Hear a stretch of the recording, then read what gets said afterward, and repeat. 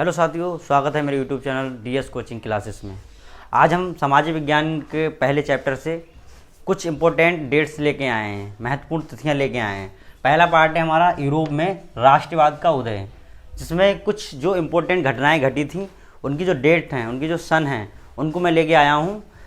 इससे ये आसानी हो गई, अगर क्वेश्चन में कभी पूछ लिया जाता है किसी सन की, किसी क्रांति के बारे में, जैसे कि इंग्लैंड की गौरवमयी क्रांति कब हुई थी, तब 1888 ईस्वी में इंग्लैंड की गौरवमयी क्रांति हुई थी। इंग्लैंड की गौरवमयी क्रांति हुई थी।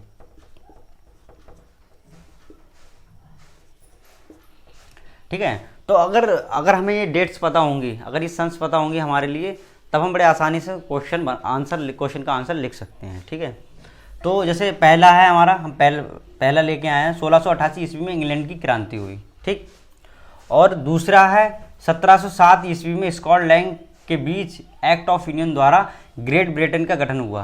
क्वेश्चन में आपसे पूछा जा सकता है कि ग्रेट ब्रिटेन का गठन कब हुआ, तब अगर आपको डेट पता होगी तो बड़े आसानी से लिख आएंगे और आपके 2 नंबर कंप्लीट हो जाएंगे। ठीक है, 1707 ईस्वी में स्कॉटलैंड के बीच एक्ट ऑफ यूनियन द्वारा, किसके द्वारा पूछा भी जा सकता है कि किसके द्वारा ग्रेट ब्रिटेन का गठन हुआ, तो एक्ट ऑफ यूनियन के द्वारा 1707 ईस्वी में ग्रेट ब्रिटेन का गठन हुआ। ठीक है, अब अगर आपसे पूछा जाए कि 1789 ईस्वी में फ्रांसीसी क्रांति का आरंभ हुआ और लुई सोलवे का अंत हुआ था। ठीक है, ऐसे ये हम चौथा लेके आए हैं 1797 ईस्वी में नेपोलियन का इटली पर हमला हुआ था। देखो, नेपोलियन जो था नेपोलियन ने 1797 ईस्वी में इटली पर हमला कर दिया था और उन्होंने लगातार बहुत सारे युद्ध किए थे। तो यहीं से नेपोलियाई युद्धों की शुरुआत हुई। क्वेश्चन में पूछा जाता है कि नेपोलियाई युद्धों की शुरुआत कब हुई थी, तब वो कब हुई थी 1797 ईस्वी में। 1797 ईस्वी में इटली पर उसने हमला किया था और इसी सन में उसने जो है नेपोलियाई युद्धों की शुरुआत हुई थी। 1801 ईस्वी में यूनाइटेड किंगडम और आयरलैंड का मिलाप हुआ था। 1801 ईस्वी में यूनाइटेड जो किंगडम था और आयरलैंड था, इन दोनों आपस में मिल गए थे, आपस में मित्र बन गए थे। ठीक है, 1804 ईस्वी में नेपोलियन द्वारा नागरिक संहिता बनाया गया था। कौन सी सन में? 1804 ईस्वी में नेपोलियन जो था उसके द्वारा नागरिक संहिता बनाया गया था। ठीक है, और 1807 ईस्वी में जियोस्पे मैथ्सनी का जन्म हुआ था। ये जियोस्पे मैथ्सनी वही है जिसने इंग इटली नाम संगठन का संस्थापक था। ठीक है, तो ये 1807 ईस्वी में इसका जो जन्म हुआ था, ये जियोस्पे मैथ्सनी का जन्म हुआ था। ठीक है, और 1814 ईस्वी में और 1814 ईस्वी से 1815 ईस्वी के बीच जो नेपोलियन का पतन हो गया था और वियना संधि हुई थी। तो कहाँ पे 1814 के और 1815 ईस्वी के बीच में नेपोलियन का पतन हो गया था और उसी दौरान वियना संधि हुई थी। ठीक है, अभी हम नेक्स्ट देखते हैं। तो नेक्स्ट है 1821 ईस्वी में यूनानी स्वतंत्रता संग्राम का आरंभ हुआ था। क्वेश्चन में अगर आपसे पूछा जाए कि यूनानी स्वतंत्रता संग्राम का आरंभ कब हुआ था, तो 1821 ईस्वी में। ठीक है, 1830 ईस्वी में फ्रांस की जुलाई क्रांति हुई थी। 1830 की जुलाई में फ्रांस में क्रांति हुई थी। ठीक है, लुई सोलवे के विरुद्ध। ठीक, 1831 ईस्वी में मैथ्सनी द्वारा इंग इटली के नामक संगठन का गठन किया गया था। 1831 ईस्वी में मैथ्सनी जो था बहुत ही यंग था और युवा था, इसलिए उसने वहाँ पे यंग इटली नामक संगठन का गठन किया था। 1832 ईस्वी में यूनान एक स्वतंत्र राष्ट्र बन गया। ठीक है, 1832 ईस्वी में यूनान जो था पहले उस पर गुलामी थी, तो 1831 ईस्वी में वह अपने आप में उसने स्वतंत्रता प्राप्त कर ली। ठीक है, 1832 ईस्वी में।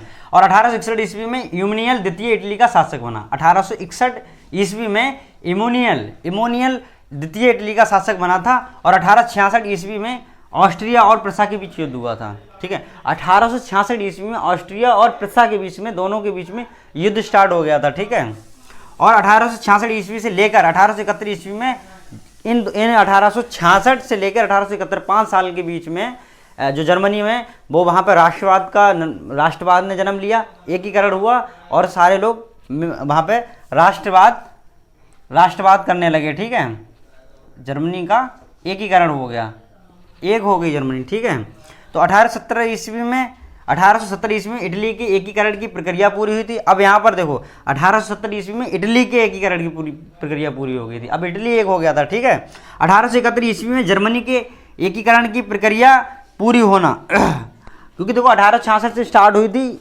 जर्मनी की एकीकरण की प्रक्रिया, तो वो 1871 ईस्वी तक चली थी, तो 1871 में वो पूर्ण हो गई थी। ठीक है, 1905 ईस्वी में हैब्सबर्ग और ऑटोमन साम्राज्यों में स्लाव राष्ट्रवाद का मजबूत होना। ठीक है, 1905 ईस्वी में हैब्सबर्ग और ऑटोमन साम्राज्यों में आपस में क्या हो गए, राष्ट्रवाद को मजबूत कर लिया। ठीक है, 1914 ईस्वी में प्रथम विश्व युद्ध का शुरुआत होना। ठीक है, तो 1914 ईस्वी में जो है विश्व युद्ध का शुरुआत हो गई थी। ठीक है, तो ये कुछ इंपॉर्टेंट डेट्स हैं, कुछ इंपॉर्टेंट ईयर्स हैं, सन हैं, इन्हें अच्छे से याद कर लेना। इनमें से आपको बहुत सारे क्वेश्चन जो हैं वो आपको बोर्ड एग्जाम में मिल जाएंगे। ठीक है, अगर आप इन डेटों को याद कर लेंगे तो बहुत ही आसानी से इनके आंसर बना सकते हैं। ठीक है, अब मैं कुछ शब्द लेके आया हूँ। ठीक है, उन शब्दों को अगर बारे में हमें पता होगा तो हम आंसर और अच्छी तरीके से लिख सकते हैं और हम अच्छे से नंबर ला सकते हैं। तो देखिए मैं कुछ चीज़ें, कुछ जो शब्द हैं वो बता रहा हूँ, उनको अच्छे से याद कर लेना। एक बार अगर आप इस वीडियो को ही देख लेंगे एक बार तो बड़ी आसानी से आप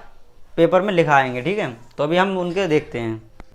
आपके पहले चैप्टर में कुछ महत्वपूर्ण शब्द दिए गए हैं जिनके इर्द गिर्द ये पूरा चैप्टर है। ठीक है, तो अगर इनके मतलब अगर हमें नहीं पता होंगे तो हम पूरी जो जब प्रश्न आएंगे और उनका उत्तर लिखने में हमें बहुत ज़्यादा दिक्कत होगी। तो इसलिए हमने कुछ ऐसे 10 शब्द छांटे हैं आपके फर्स्ट चैप्टर से, जो अगर इनके बारे में अगर इनका मतलब पता होगा तो हम आसानी से आंसर को लिख सकते हैं। तो पहला है हमारा शब्द है निरंकुशवाद। निरंकुशवाद का मतलब होता है जैसे कोई भी राजा या कोई शासक है वो कहीं पे किसी राज्य में शासन कर रहा है, अब वो निरंकुश है। निरंकुश का मतलब है कि वो किसी की नहीं मानना, किसी की नहीं सुनना, ना अपने मंत्रियों की सुन रहा है, ना किसी दूसरे व्यक्ति की सुन रहा है, ना अपोजिशन में जो भी है उसकी सुन रहा है, ना जनता की सुनना, किसी की भी नहीं सुनना, वो सिर्फ अपने ही मर्जी से फैसले लिए जा रहा है। जैसे हमारे देश के प्रधानमंत्री माननीय नरेंद्र मोदी जी हैं। ठीक है, अब वो किसी की नहीं सुने, सिर्फ अपने ही मन से फैसले लेते जाएँ तो वो जो चाहेंगे वो करेंगे। इससे क्या होगा, इससे समाज में एक गलत मैसेज जाएगा और वो वहीं से उन चीज़ों की शुरुआत होगी, क्रांति की शुरुआत होगी। तो यही इसके जो पहले चैप्टर में यूरोप में राष्ट्रवाद का ये सबसे बड़ा कारण रहा निरंकुशवाद का। वहाँ पे राजा निरंकुश हो गए थे, निरंकुशवादी हो गए थे, उन्होंने किसी की सुनी ही नहीं, किसी को माना ही नहीं, तो फिर वो निरंकुशवाद हो गए। तो ऐसे शब्द मतलब निरंकुशवाद के लिए कहते हैं कि ऐसे कोई व्यक्ति या ऐसा कोई शासक जो सिर्फ अपनी सुने और दूसरे की ना सुने, अपनी मन मर्जी से जो काम करे उसे निरंकुशवाद कहते हैं। ठीक है, दूसरा है कल्पनादर्श। कल्पनादर्श का जो मतलब होता है उसका मतलब होता है कि कोई ऐसी चीज़ के बारे में सोचना, कुछ ऐसा सोचना जो लगभग इम्पॉसिबल हो, जिसके मतलब कुछ भी सोच लो। जैसे चांद पर हमें जो है घर बनाना है तो ये कल्पनादर्श है। चांद पर घर बनना एक बहुत मुश्किल चीज़ है क्योंकि वहाँ पर ऑक्सीजन है ही नहीं, तो वहाँ पर बहुत मुश्किल है। लेकिन हाँ, हो सकता बन जाए, ये कोई ज़्यादा बड़ी बात भी नहीं है। लेकिन हाँ, एक तरीके से ये कल्पनादर्श है क्योंकि वहाँ ऑक्सीजन है ही नहीं, तो बहुत इम्पॉसिबल है। तो कल्पनादर्श का मतलब हुआ कि यहाँ पर जो इस चैप्टर में का मतलब, इस चैप्टर में जो मतलब होगा कल्पनादर्श का वो ये होगा कि किसी ऐसे समाज की स्थापना करना जो कि लगभग असंभव हो। ठीक है, तो कल्पनादर्श का मतलब ये हुआ। ठीक है, अब है रूढ़िवाद। रूढ़िवाद का मतलब होता है जो पहले की जो परंपराएं चली आ रही हैं, ठीक है, जो पहले की नीतियाँ चली आ रही हैं उन्हीं के बारे में मानना और नई चेंजेस नहीं करना, मतलब नया परिवर्तन कुछ भी नहीं करना। पहले का जो है उसी को बनाए रखना, उसी जैसे पहले हमारे देश में सती प्रथा हुआ करती थी, तो सती प्रथा एक बहुत ही ज़्यादा बेकार परंपरा थी। ठीक है, अगर वो अभी चलती होती तो कैसे काम होता, मतलब किस तरीके से हम सर्वाइव कर पाते, नहीं कर पाते, क्योंकि वो एक रूढ़िवादी परंपरा थी। तो रूढ़िवादी का मतलब होता है कि जो पहले की परंपराएं जो चली आ रही हैं, ठीक है, और उन्हीं पे ज़्यादा जोर देना। तो वो रूढ़िवादी का यही जो मेन मतलब है वो यही है कि पुरानी परंपराओं को चला, कोई भी परिवर्तन ना होना। ठीक है, विचारधारा। विचारधारा का मतलब होता है कि जैसे विचार कोई किसी प्रकार का विचार हो सकता है, धार्मिक विचार हो सकता है, सामाजिक विचार हो सकता है, आर्थिक विचार हो सकता है, ठीक है, राजनीतिक विचार हो सकता है। इन विचारों को समूह के लिए हम क्या कहते हैं, विचारधारा। किसी एक विचार, जैसे हमारे देश में कई अलग अलग पार्टियां, सबकी विचारधारा अलग, हर पार्टी की विचारधारा अलग अलग है, तो उनके विचारों को जो समूह होता है उसी को हम विचारधारा बोलते हैं। ठीक है, नारीवाद। नारीवाद का मतलब हुआ कि नारियों को, स्त्रियों के लिए बढ़ावा देना, उनकी बात रखना, उनके लिए आगे बढ़ाना, तो उसे बोलते हैं नारीवाद। उनकी बातचीत करना, सिर्फ नारियों की बातचीत करना, तो नारीवाद हुआ। ठीक है, स्त्रियों की बात करना।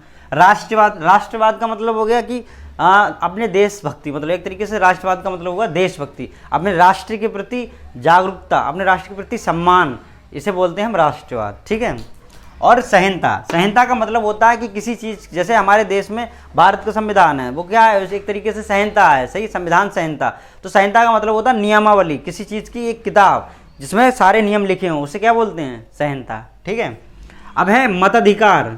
मताधिकार का मतलब होता है, जैसे ये मत का जो एक्चुअल मीन है, जैसे हम देखते हैं कि हमारे जब इलेक्शन होते हैं तो हम उसमें वोट डालते हैं, तो उसी को तो मताधिकार बोलते हैं। मतलब हमारे द्वारा हमारे द्वारा किसी चीज़ का निर्णय लिया जा रहा है तो उसे मताधिकार बोलते हैं। हम भाई वोट डालते हैं तो फिर सरकारें चुनी जाती हैं। तो मताधिकार का भी मतलब यही होता है कि हमारे द्वारा किसी चीज़ का निर्माण करना या किसी चीज़ को चुनना। ठीक है, हमें अधिकार दिया गया है इस चीज़ का मताधिकार। हमने अपना मत डाला है किसी के पक्ष में या विपक्ष में, तो उससे जो भी निर्णय होगा तो वो निकल के आएगा सामने।